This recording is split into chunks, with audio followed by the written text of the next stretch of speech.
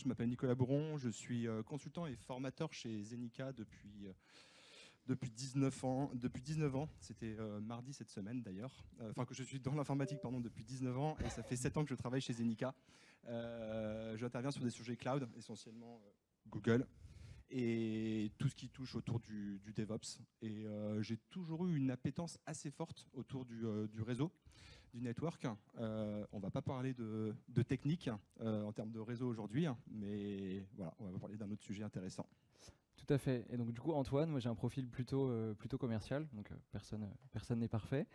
Et donc je m'occupe plus spécifiquement des sujets cloud chez Zenica et de l'animation des partenariats qu'on va avoir avec les différents éditeurs au niveau de la France.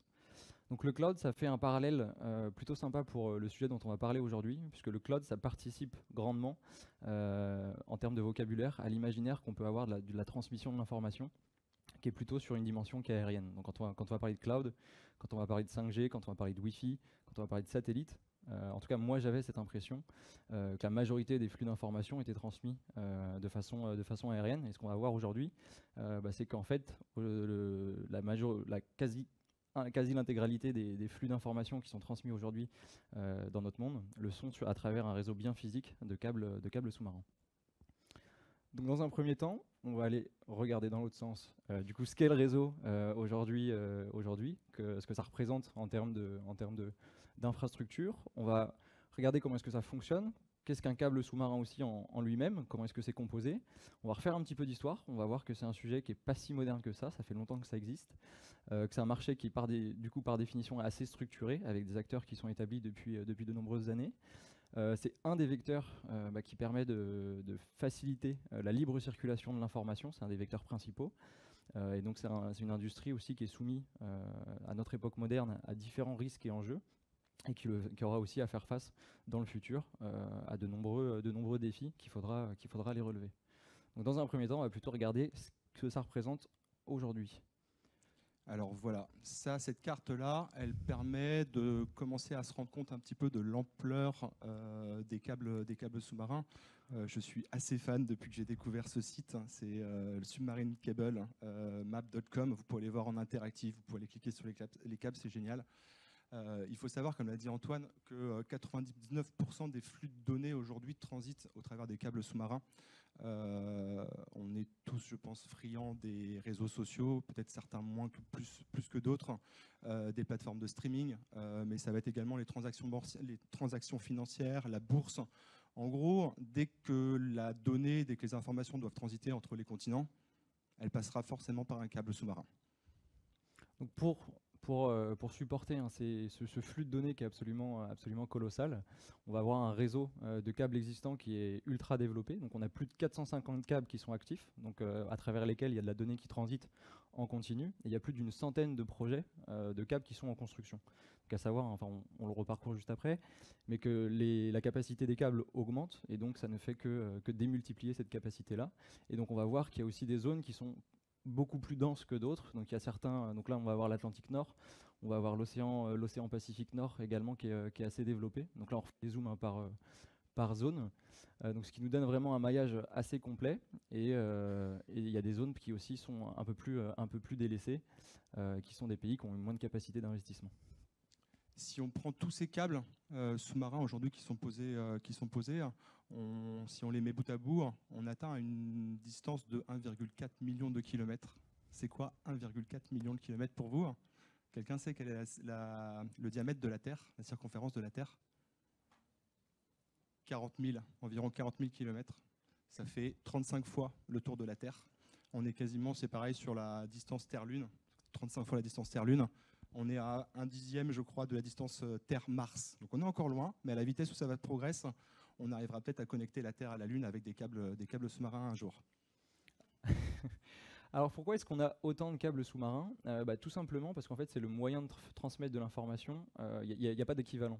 Si on prend les satellites par exemple, on a beaucoup entendu parler on en parle souvent, c'est beaucoup plus médiatisé que le réseau de câbles sous-marins. Mais si on prend Kuiper, qui est le projet d'Amazon de galaxies de satellites, on est sur du 11,3 terabytes par seconde en capacité de transmission, À titre de comparaison, la capacité de transmission moyenne d'un câble sous-marin, on va plutôt être entre 50 et 70 terabytes par seconde. Et les derniers câbles qui ont été posés par Google, on a eu Dunant qui était en 2020, on était à 250 terabytes par seconde.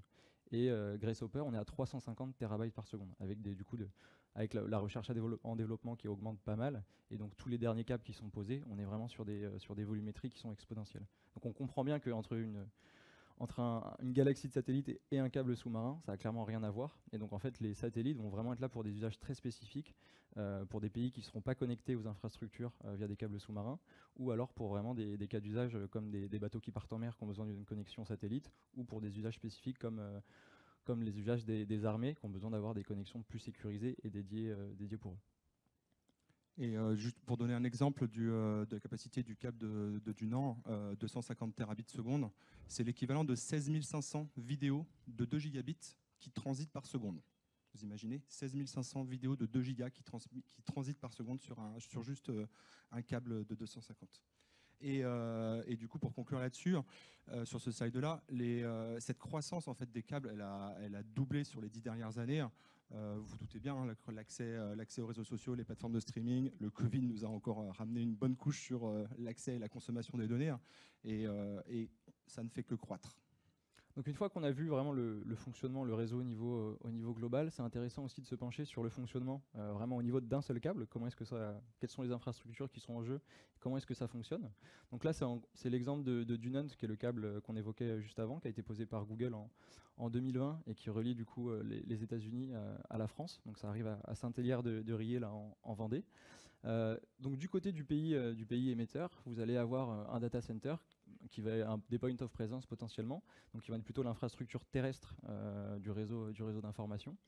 En se rapprochant des côtes, vous allez avoir ce qu'on appelle une station d'atterrissement, donc la landing station.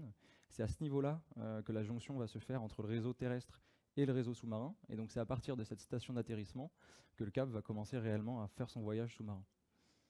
Et du coup, le câble va quitter la Terre. Les câbles sont posés en général à des profondeurs qui peuvent aller jusqu'à 8 km, mais de manière générale, on est plus entre 3 et 6 000. Et la taille du câble va varier en fonction de la profondeur. Du coup, le câble va traverser l'océan, ici en l'occurrence l'océan Atlantique, 6600 km de câbles sous-marins, pour atterrir de l'autre côté, à Saint-Hilaire-de-Riez, station où on retrouve une landing station qui va permettre de faire le raccordement entre ce câble sous-marin et le câble de fibre optique terrestre, et qui va faire son transit, comme il l'a fait de l'autre côté États-Unis, pour relier les data centers, notamment de Paris et de Belgique, et ainsi de suite.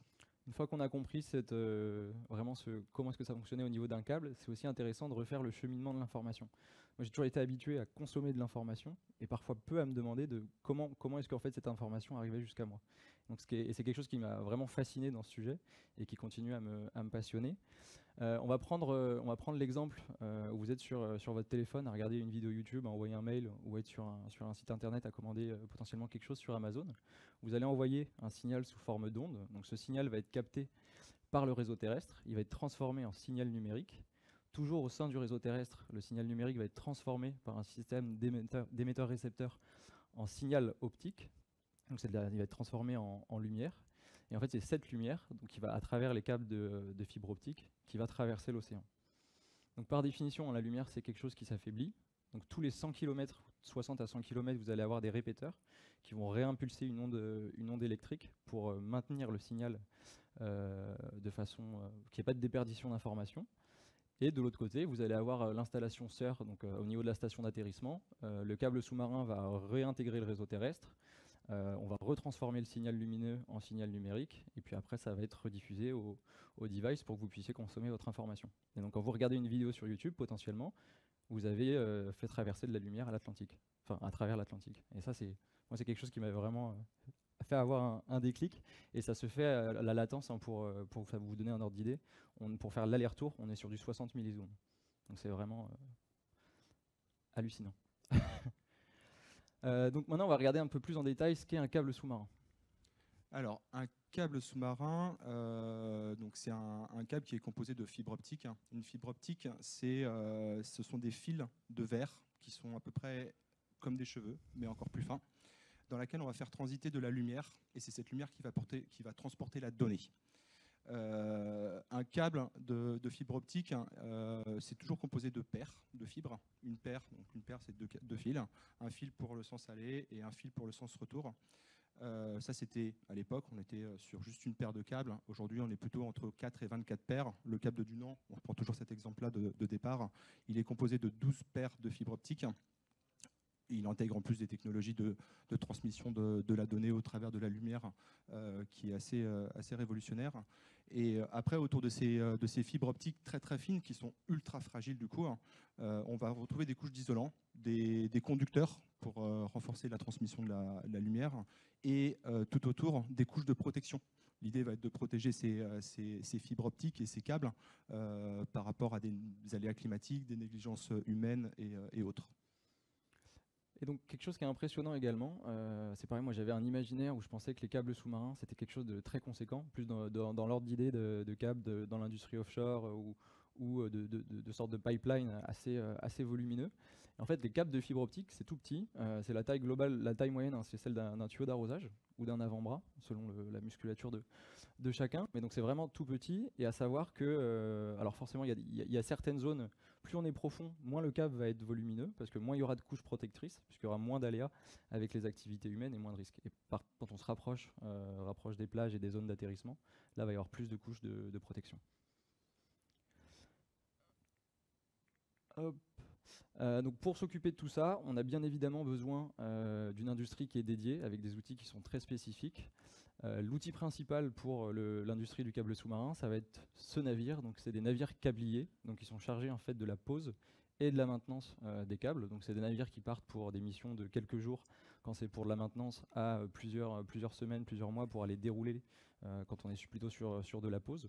Donc c'est des navires très spécialisés qui vont avoir des cales dans lesquelles ils vont enrouler des milliers de kilomètres de câbles.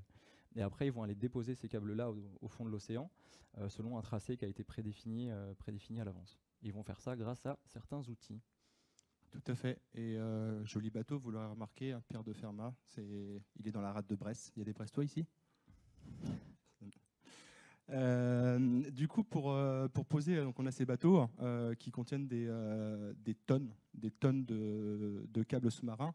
Ils vont venir les poser sur les stations d'atterrissage. Donc c'est la photo qu'on retrouve avec les petites bouées, hein, qui vont porter justement ce câble et le ramener jusqu'à la côte pour le raccorder à la station, à landing station. Et ensuite, le bateau va tracer. Donc il a une trajectoire qui a été bien étudiée en amont dans le cadre du projet du câble, de façon à définir un tracé qui va être cohérent avec les fonds marins et tout ce qui va aller au fond des fonds marins, les plaques tectoniques et ainsi de suite. Et pour poser ces câbles sous-marins, ils vont utiliser, il y a deux techniques. Il y a la technique qu'on appelle la technique principale, qui va consister, qui s'appliquera quand on aura quitté un peu les côtes, où on va les poser le câble au fond de la mer. Il va falloir respecter une certaine distance, une certaine vitesse pour aller poser le câble proprement au fond de la mer. Lorsqu'on part de la côte, on utilise ce qu'on appelle des charrues, des plots. C'est la photo qui est à droite, comme une charrue agricole, qu'on va descendre au fond de l'eau. Cette charrue va permettre de creuser un sillon d'environ 80 cm de profondeur, dans lequel on va venir enfouir le câble, de façon à le protéger, encore une fois, lorsqu'on est près des côtes, le protéger des activités humaines, des ancres de bateaux ou des choses comme ça. Et toujours pareil, en faisant attention à respecter les fonds marins, on a toute une question autour de la faune et la flore marine, de façon à protéger les habitats et tout ce qui va avec. Ouais, dans les zones qui sont les plus protégées, il ne va pas y avoir le système d'ensouillement, donc vraiment le fait de creuser le sillon, ça va plutôt venir être fixé sur le fond des mers pour être sûr que le câble ne va pas racler le fond des mers avec les effets des marées, et donc pour être sûr de protéger les environnements. Et pareil, quand les câbles sont ensouillés, il y a vraiment le sillon qui est tracé, mais il ne va pas être refermé, c'est l'effet naturel des marées qui va aller refermer le sillon qui a été creusé. Donc si on remonte un peu le temps, parce que là on a vu que c'était vraiment des outils qui étaient très, très poussés, très spécialisés et avec une technologie de pointe, mais c'est quelque chose qui n'est pas si nouveau que ça. Il faut savoir que le premier câble qui a été tiré, il a été tiré en 1851, donc à l'époque c'était des câbles télégraphiques, et le premier a été tiré depuis la France, donc entre la France et l'Angleterre. L'idée à l'époque c'était de relier en fait la bourse de Londres et la bourse de Paris, c'était pas juste pour l'avancée de la science. Alors c'est un câble qui n'a pas tenu très longtemps, mais il a eu le mérite d'exister. Le premier câble transatlantique qui a été posé, ça a été en 1858, donc qui a permis de relier Terre-Neuve et l'Irlande, et donc a permis à la reine d'Angleterre de communiquer avec le président américain à l'époque. Ils ont fait transiter un message de 98 caractères, et à l'époque ça avait mis 17 heures juste pour faire l'aller, 17 heures pour avoir la réponse. Donc on n'est pas sur de l'instantané en termes de chat entre présidents. 60 millisecondes aller-retour, tu disais? Et 60 millisecondes aller-retour aujourd'hui pour le même trajet. Donc après 1800, c'est pareil, celui-ci n'a pas duré extrêmement longtemps. Le premier sur le même tracé transatlantique qui a été reposé en 1866, c'est vraiment celui qui a permis de rester qui a commencé à être viable sur le long terme. Et entre 1866 et 1914, il n'y a pas eu de grosses évolutions majeures en termes de technique, il n'y a pas eu de révolution, on était toujours sur des câbles télégraphiques, mais il y a eu une optimisation des capacités de transmission. Donc on est passé de dizaines d'heures à quelques heures, ensuite on est passé à des dizaines de minutes, donc on a quand même pu faire transiter de l'information de façon beaucoup plus rapide. Et la seule puissance à l'époque qui a vraiment pris conscience de l'importance de faire transiter de l'info d'un point A à un point B de la planète de façon plus ou moins rapide, c'est l'Empire britannique. Et il faut savoir qu'en 1870-1880, ils avaient presque 90% du réseau de câbles sous-marins sous leur contrôle. Donc forcément, vous imaginez bien que ça pose un certain avantage concurrentiel et stratégique par rapport aux autres puissances. Et à l'aube de la Première Guerre mondiale, ils avaient encore presque 60% du réseau. Et donc dans le cadre de la Première Guerre mondiale, par exemple, ils ont été en capacité d'isoler certains pays en termes de communication. L'Allemagne, par exemple, avait plus de capacité à communiquer avec d'autres pays du monde, parce qu'ils étaient isolés par les Anglais. Et du coup, petit rapprochement, vous avez sûrement entendu parler aussi durant le début de la guerre avec la Russie et Israël, justement d'évoquer des coupures de câbles. Donc on en est encore aujourd'hui, on fait transiter toute l'information au travers de ces câbles, et du coup on a un enjeu quand même sacrément stratégique autour de ça. 1956, TAT1, c'est le premier câble téléphonique transatlantique capable de transporter jusqu'à 36 conversations en simultané. Et pendant les années qui vont suivre, on va avoir un développement, essentiellement une expansion du réseau de câbles téléphoniques. On a commencé à prendre conscience post-guerre mondiale de l'importance de ces communications-là. 88, on a le 8e câble transatlantique, mais qui va être le premier câble de fibre optique, justement. Donc le premier capable de transporter pas uniquement des données téléphoniques, on va pouvoir commencer à transformer de la donnée. Et on commence à arriver à des capacités de transmission de l'ordre de 250 mégabits seconde. S'enchaîne ensuite jusqu'aux années 2000 beaucoup de travaux en fait sur les capacités en fait de transmission de la donnée dans les fibres optiques. Justement, il y a plein de processus de transmission de la donnée et qui vont permettre justement d'aller augmenter la capacité de transmission de ces câbles pour arriver avec aujourd'hui des câbles sous-marins, comme on disait, avec du NAN. Le dernier, on a Grace Hopper et d'autres qui atteignent des capacités de 350 terabits seconde. Donc on voit bien qu'on est sur un marché qui est assez historique, avec des savoir-faire qui sont très précis, donc des acteurs qui ont développé vraiment des compétences technologiques et industrielles spécifiques, donc qui est assez structuré en fait ce marché. Il va y avoir 3 grands types d'acteurs. Le premier, ça va être les fabricants de câbles, donc qui ont vraiment la main mise sur le développement du câble en lui-même. Ensuite, vous allez avoir les acteurs qui sont plutôt sur la pose et la maintenance, donc en fait qui vont être les armateurs qui sont propriétaires des flottes de navires câbliers qu'on a juste vu auparavant.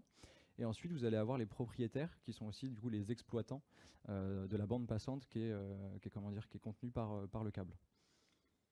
Donc dans un premier temps, Nico, parle-nous des fabricants. Alors, les fabricants de câbles, ils ne sont pas nombreux, ils sont historiques, comme on l'a déjà dit. C'est eux qui ont le savoir-faire le plus stratégique. Parmi ces 4, on retrouve les 3 vraiment historiques, Subcom USR, Alcatel français et Nippon, les japonais. Nippon Electric Company. Nippon Electric Company, les japonais. Arrivé en 2018, on va retrouver Huawei Marine Network Tech, qui a commencé à envahir et à prendre conscience aussi de l'importance de la stratégie de fabrication des câbles sur toute la partie Chine. Il faut savoir que Alcatel Submarine Network a été racheté par le finlandais Nokia en 2021.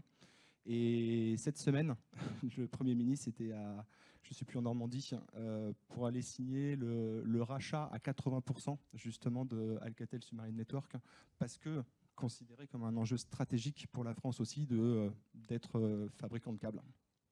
propriétaire d'une entreprise de fabrication de câbles. Donc effectivement, dans la tech, on a souvent un peu ce biais de dire qu'on est très peu souverain par rapport aux outils qu'on utilise, vu que la France a peu de capacité sur ces sujets. Ce qui est intéressant de voir, c'est que par contre, on est vraiment leader sur beaucoup d'aspects, sur l'infrastructure qui permet en fait à toutes ces technologies de transiter au travers de la planète et qui nous permet de les utiliser. Donc il y a certains acteurs qui sont à la fois fabricants et poseurs, et inversement, il y en a qui sont poseurs et qui sont aussi exploitants. Donc sur la pose et la maintenance, en fait, c'est un marché où on va retrouver certains acteurs qui font de la fabrication, et puis après, on va en avoir qui sont plus spécialisés directement pour toute cette partie maintenance. C'est un marché qui est assez peu compétitif dans le sens où il y a beaucoup d'accords entre ces acteurs historiques du marché, et donc ils vont plutôt se répartir le marché par zone géographique. Et donc l'idée, c'est d'avoir un acteur par grande zone géographique qui va être en capacité de pouvoir, aller poser les câbles de façon efficace, et deux, être en capacité de faire toute la partie maintenance et de se rendre le plus rapidement possible sur zone quand il y a besoin d'aller réparer les câbles qui ont été endommagés. Donc Orange, par exemple, ils ont la zone Atlantique Nord, Europe du Nord, et après sur toutes les autres TE Subcom, c'est plutôt sur la partie Pacifique. Et dans ces zones-là, on va avoir E-Marine qui est spécialisé dans les pays plutôt du Golfe, et Optic Marine, c'est pour toute la partie Asie du Sud-Est. Donc côté propriétaire exploitant, on va avoir deux types de propriétaires. Donc il y a les propriétaires historiques qui sont en fait les backbone providers, comme on les appelle. Donc c'est les opérateurs historiques par pays ou par zone géographique. Donc on va prendre Telefonica, c'est pour la partie Espagne, Orange pour la France, Tata c'est plutôt pour l'Inde. Je ne vais pas tous les faire, mais vous avez compris le principe. Et donc historiquement, en fait, ces opérateurs investissaient sur la pose de câbles sous-marins et allaient revendre en fait la bande passante à d'autres opérateurs ou à des fabricants de contenu. Et dernièrement, il y a une tendance qui émerge beaucoup, que tu vas nous expliquer, Nico. Et oui, avant les GAFAM, Google, Amazon, Meta, Facebook, Co, là, ils achetaient de la bande passante, sauf que leur besoin de croissance, leur besoin de quantité de données qui se transitent sur les réseaux ne fait que croître. Je pense que la thématique de toutes les confs qu'on a depuis un an ou deux, qui se compose de 2 lettres, IA, ne font qu'accélérer tout ça. Et du coup, qui investissent. Donc on en a parlé, Alphabet aujourd'hui, donc c'est la maison mère de Google, tous les produits Google, Google Cloud, qui aujourd'hui sont pionniers sur l'investissement des câbles pour interconnecter leur data center et assurer la capacité de bande passante pour tous les produits qu'on utilise, que certains d'ici utilisent déjà. Et ce qu'il faut comprendre, c'est qu'avant, les propriétaires historiques, ils investissaient en consortium. Donc il y avait plusieurs backbone providers qui allaient se mettre ensemble pour investir sur un câble sous-marin. Et puis après, ils allaient se partager la bande passante et en plus, ils allaient la revendre à d'autres fournisseurs. Ce qui se passe aujourd'hui avec les GAFAM, c'est qu'eux, ils vont investir que pour leurs besoins propres. Comprenez bien que si vous êtes Google, vous investissez sur la pose de Dunant, vous n'allez pas laisser Amazon ou Microsoft faire transiter de l'information à travers ce câble. Et donc ça, c'est hyper important. Parce qu'historiquement, il y a un principe fondamental auquel sont soumis les propriétaires historiques de câbles, qui est celui de la neutralité du net. Et les fabricants de contenu, donc les GAFAM, ne sont pas soumis à la même chose. Et Nico, tu vas nous expliquer un peu plus qu'est le principe de neutralité du net. Principe de neutralité du net, principe selon lequel les fournisseurs d'accès à Internet, ceux qui nous donnent l'accès à tout ça, doivent traiter tous les contenus de manière égale, sans privilégier certains sites, sans modifier, sans ralentir, sans quoi que ce soit. C'est un peu comme une autoroute. Vous imaginez sur une autoroute où tous les véhicules ont le droit de circuler à la même vitesse, quelle que soit la marque, quel que soit le modèle, quelle que soit la destination. Exactement. Et le parallèle de l'autoroute, il est assez intéressant, parce que ça rapproche le côté infrastructure. Le réseau de câbles sous-marins, on l'a vu sur la map, c'est un réseau qui est mondial, qui est stratégique et qui permet en fait aussi de faciliter la transmission de flux d'informations, la transmission de marchandises, la transmission de flux financiers. Et en fait, on compare souvent à des infrastructures historiques qui ont permis d'augmenter le développement à certaines périodes données. Donc là, ce que vous avez sous les yeux, c'est la Via Romana, donc qui a permis à une certaine époque à l'Empire romain de maximiser les échanges entre les différentes provinces et les différents pays, et donc a permis de développer ces zones-là de façon exponentielle et de stabiliser l'Empire. C'est comparé aux routes de la Chine, enfin aux routes de la soie qui étaient tirées entre la Chine, l'Asie et des puissances occidentales. Et donc à travers le long de ces routes-là, on avait aussi le développement de tous les pays qui étaient traversés par ces pays-là. Et sur les routes de la soie, ce qui est intéressant aussi, le parallèle qui est fait avec, c'est que les routes de la soie, il y avait aussi un enjeu qui était beaucoup plus sur la géopolitique, de la stratégie à travers ces routes-là. Et donc on voit bien que le réseau d'aujourd'hui, on est un peu dans le même esprit. Donc ça nous permet de faire transiter beaucoup plus d'informations, de flux de façon quasi instantanée d'un point A à un point B. Et c'est aussi utilisé par les puissances qui ont le savoir-faire historique comme quelque chose comme un vecteur d'influence géopolitique. Et comme le disait Antoine, hein, du coup, une importance capitale qui est contrôlée majoritairement par des pays historiques et des marchés historiques, et qui pose la question au niveau de la stratégie pour les pays en voie de développement, de pouvoir accéder en fait à ces câbles et à la capacité à pouvoir s'étendre et se connecter au monde sans passer par tous ces acteurs historiques. On l'avait vu un peu sur la carte, hein, toute la partie sud et tous les pays sous-développés. Quand on parlait notamment des États-Unis, en fait, c'est essentiellement les États-Unis, l'Amérique du Nord qui est connectée avec l'Europe.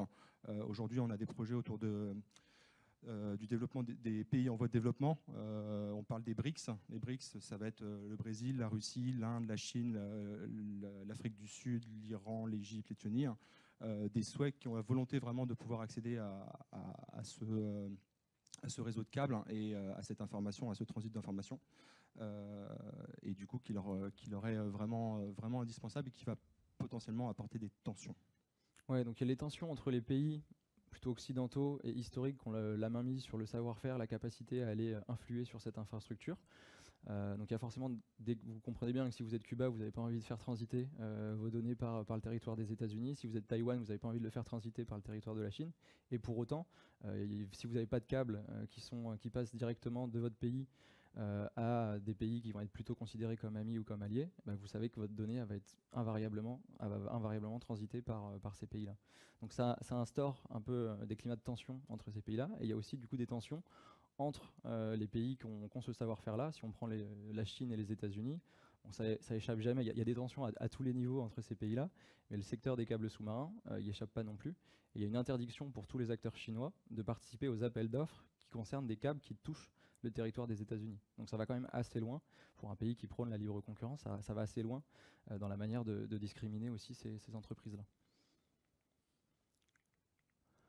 Donc c'est un réseau qui est stratégique, sur lequel on voit qu'il y a énormément de tensions entre les différents acteurs, et donc forcément, il y a aussi des vulnérabilités auxquelles il faut faire attention. On en a parlé de quelques-unes. Donc quel est le premier facteur, Nico ? Alors, on en a déjà parlé, hein, ce sont les aléas climatiques. On a en moyenne une dizaine de coupures par an qui sont dues à des aléas climatiques. J'en ai parlé tout à l'heure, on a des tempêtes, des cyclones, des séismes, des tsunamis, des ouragans, des éruptions. Beaucoup de vulnérabilités sur lesquelles on n'a pas la main. En fait, on va subir. On a des exemples en 2006 de séismes sous-marins qui ont coupé en gros toute la zone Asie, Chine, Hong Kong, Singapour. En 2022, on a une éruption volcanique sur l'île de Tonga dans le Pacifique qui a isolé l'île pendant un mois quasiment en coupure. Donc il faut vous imaginer, hein, comme on le disait depuis le début, on fait transiter, que ce soit pour regarder des vidéos et aller sur les réseaux sociaux, c'est moins gênant, mais quand c'est pour faire transiter de la bourse ou des données financières, ça devient beaucoup plus impactant. Et du coup, le tracé des câbles, j'en ai parlé aussi tout à l'heure quand on parlait de la pose et de l'installation des câbles, le tracé va être déterminant et on va essayer de prendre en compte justement tous ces aléas climatiques et du coup vont déterminer aussi un peu le tracé des câbles sous-marins.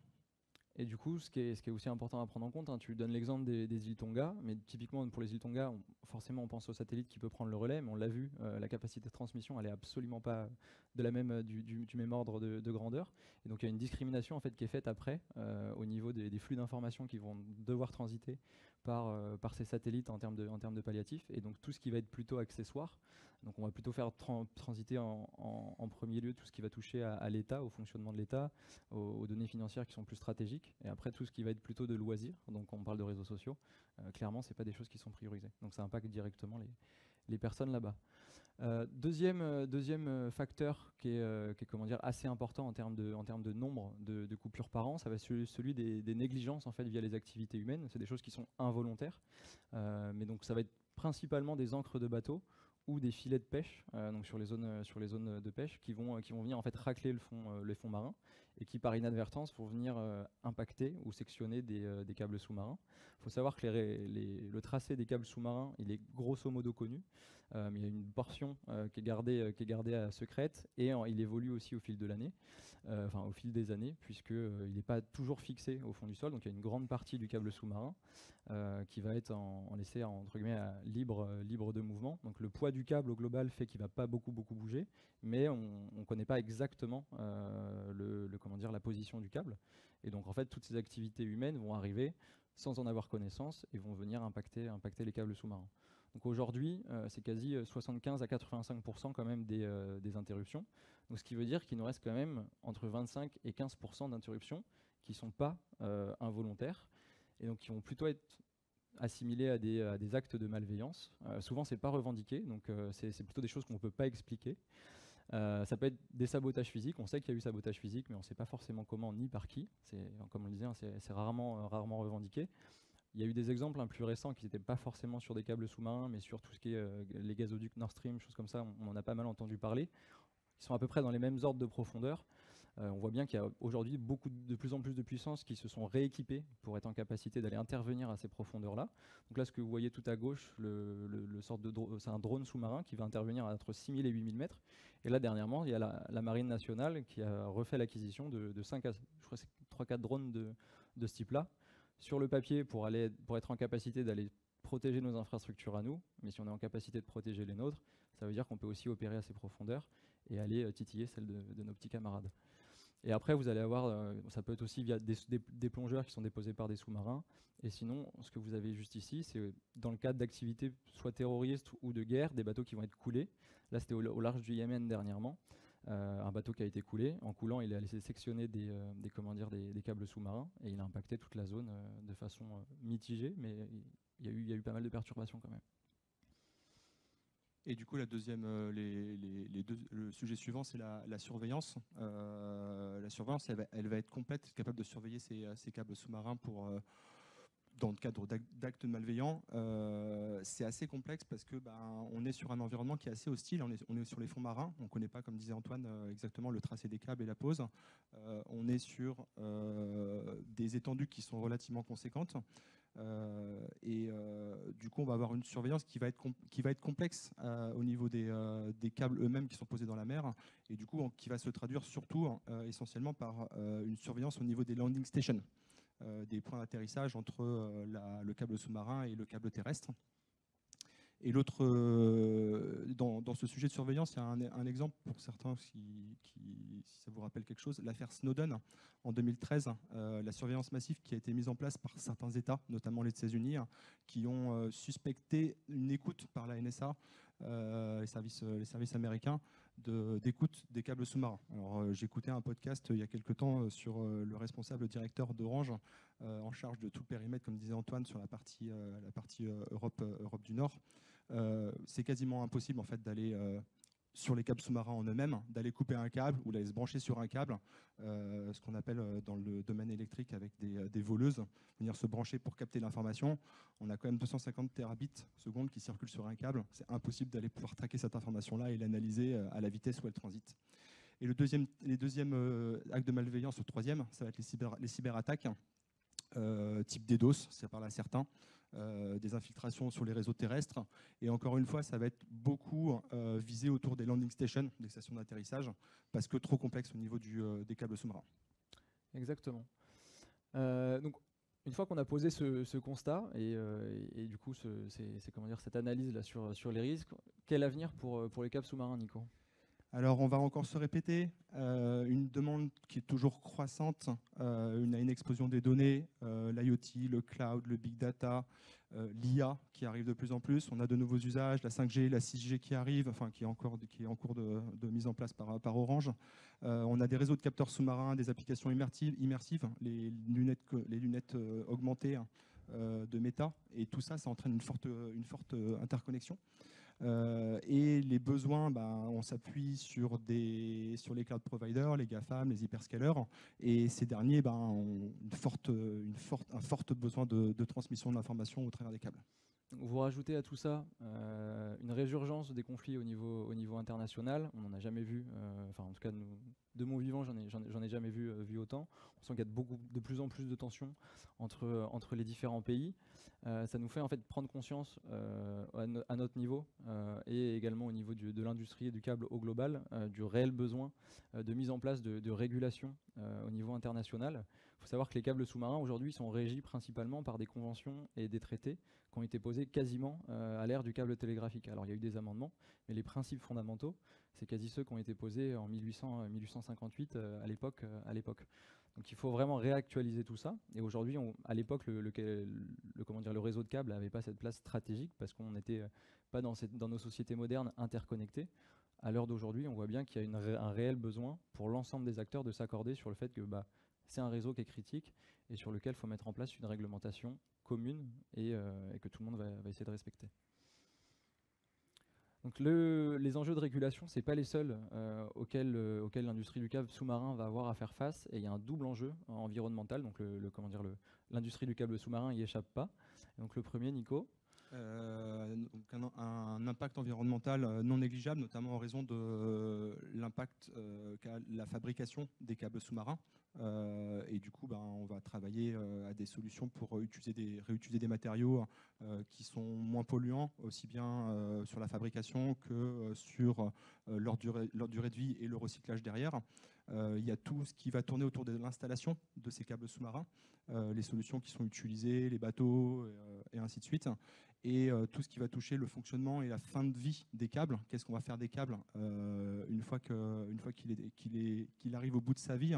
On estime qu'il faut qu'un câble sous-marin dure environ 20-25 ans. Donc qu'est-ce qu'on en fait une fois qu'il a atteint cet âge-là? Cet âge-là. Dans certains cas, il va être retiré, mais pas dans sa globalité. Si certaines portions passent au travers justement de zones comme on voit sur la photo où on a une flore qui s'est développée, une faune et une flore, on va préférer couper ce câble-là et le laisser, préserver l'environnement naturel et récupérer d'autres parties de câble pour les recycler et en faire les traiter.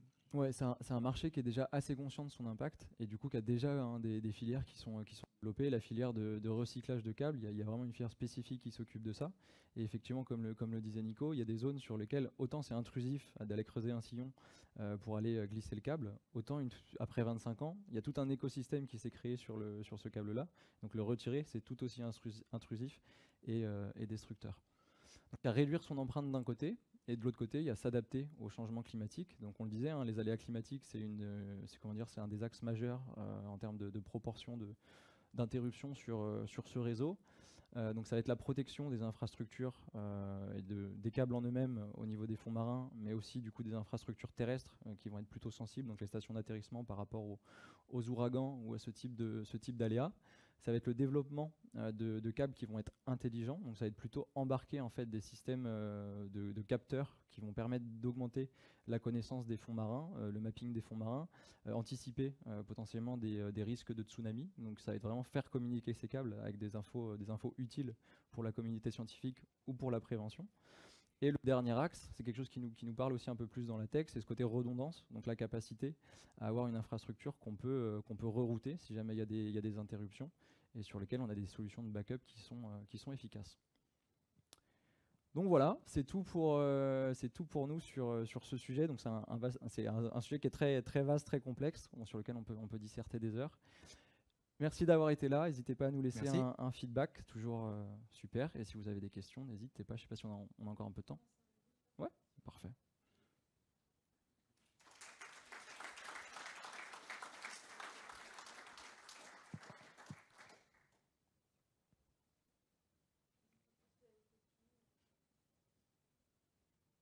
S'il n'y a pas de questions, c'est pas grave. On peut aussi se recroiser dans les couloirs après. Ouais, n'hésitez pas. Une question là-bas.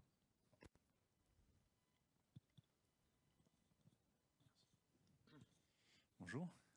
Alors moi j'aurais une question sur, je ne sais pas si vous allez savoir me répondre, mais sur comment ça se passe pour augmenter les débits des fibres optiques en fait, parce qu'on transite déjà à la vitesse de la lumière en fait. Donc est-ce qu'on est contraint du coup à rajouter toujours plus de canaux dans la fibre optique et donc avoir des diamètres de plus en plus gros pour avoir un débit de plus en plus élevé?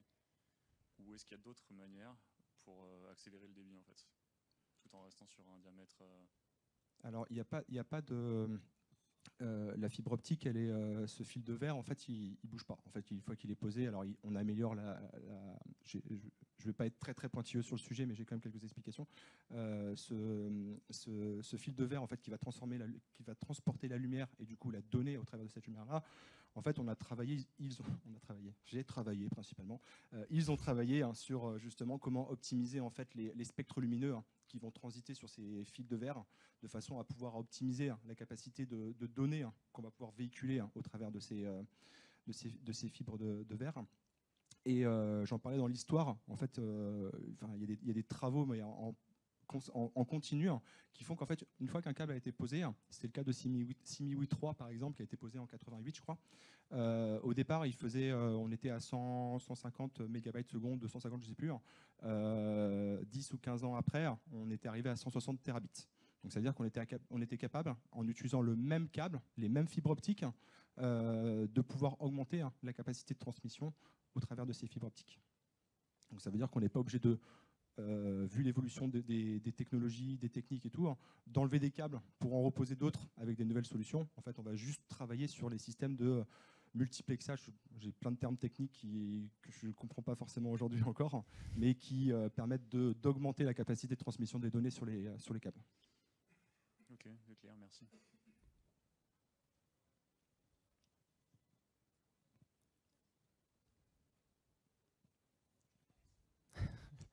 Merci. J'ai juste une question sur l'alimentation en énergie. Vous disiez qu'il y avait des répéteurs tout le long. Comment s'alimenter du coup? Alors c'est alimenté par, en fait, il y a dans les différentes couches qui composent le câble, on va avoir une couche de cuivre qui en fait va conduire un courant, comment dire, électrique tout le long du câble, qui est plutôt faible. Et après au niveau des répéteurs, il y a un système qui amplifie ce courant. Et donc du coup ça réimpulse, ça remaintient du coup la l'onde lumineuse à son bon niveau pour être sûr qu'il n'y ait pas de déperdition d'informations. Mais c'est pas au niveau du répéteur qu'il y a une source qui renvoie, quoi. C'est vraiment un faible, comment dire, une faible intensité électrique tout le long du câble et qui après est réamplifiée au niveau du répéteur. Il y a des projets qui sont en cours justement pour faire transiter de l'électricité au travers des câbles sous-marins, de façon, des câbles sous-marins, pas forcément de fibre optique, mais de façon à alimenter des pays qui sont un peu isolés, des îles ou autres. Et c'est un gros sujet, ouais. Et juste j'en profite pour rebondir là-dessus. Du coup, c'est au niveau des répéteurs, tous les câbles intelligents dont on parlait à la fin, tous les capteurs qui veulent comment dire, implémenter sur ces câbles, ils vont être mis au niveau des répéteurs.